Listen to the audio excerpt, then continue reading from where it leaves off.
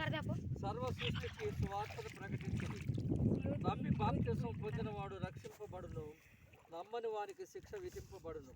నమ్మిన వారి వలన ఈ సూచక్రియలు కనబడును.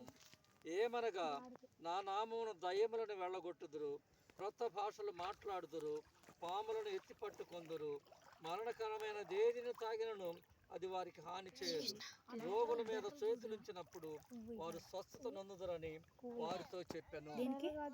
ఇది యేసుక్రీస్తు వారు ఆయన 12 మంది శిష్యులతో ఈ ఆజ్ఞిస్తున్నాడమ్మా. దేవుని స్తోత్రం కలుగును. ఏమంటే మార్కు గారితో ఆయన యొక్క ఉద్దేశాన్ని ప్రకటిస్తూ ఉన్నాడు.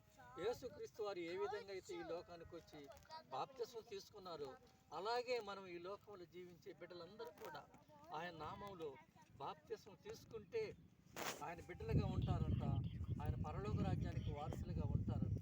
కొన్ని సమస్యలు ఏమైనా వచ్చినా కానీ ఆయన పరిశుద్ధాత్మ దేవుడు మన మధ్య ఉండి ఆ బిడ్డలకు ఎల్లప్పుడూ ఆయన రక్షణను ప్రోక్షించి ఆయన దయగల హస్తాల్లో భద్రపరిచి ఆ బిడ్డలను, ఆ కుటుంబాన్ని